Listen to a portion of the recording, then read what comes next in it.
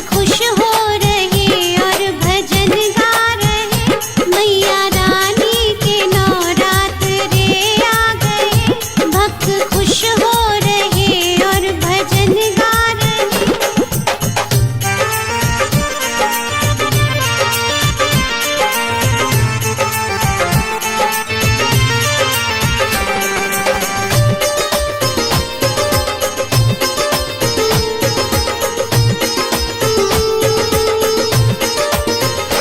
माँ के दास और दासी मगन हो रहे, हर जगह माता के जागरण हो रहे। माँ के दास और दासी मगन हो रहे, हर जगह माता के जागरण हो रहे। आरती हो रही, गीत भी गा रहे, मैया रानी के नवरात्रे आ गए।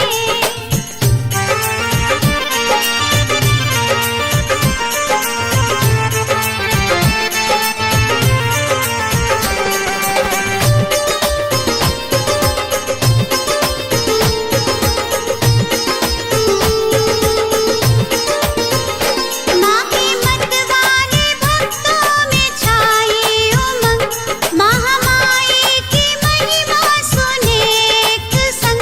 माँ के मत वाले भक्तों में छाए उमंग, महामाई की महिमा सुने एक संग।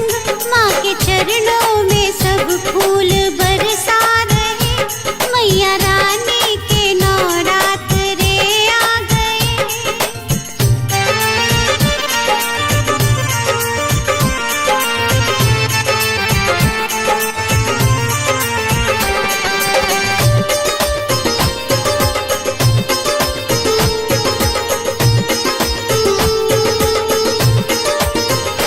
मुन्ना बाज लिखे और गाए अनुजा सिन्हा, कोई रह पाए ना माँ की ममता बिना।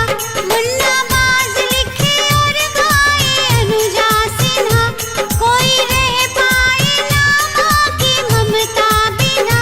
हाथ माँ की तरफ सब ही फैला रहे, मैया रानी के नवरात्रे आ गए।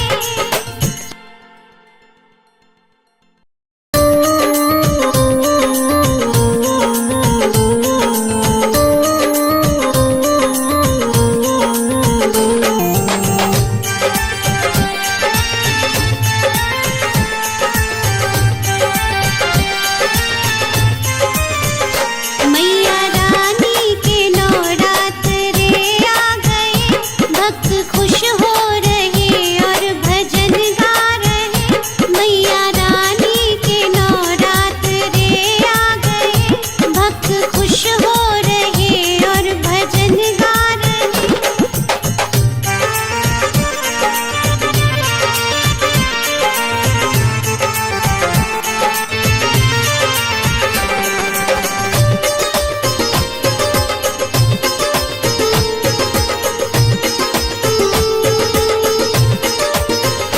माँ के दास और दासी मगन हो रहे, हर जगह माता के जागरण हो रहे। माँ के दास और दासी मगन हो रहे, हर जगह माता के जागरण हो रहे। आरती हो रही, गीत भी गा रहे, मैया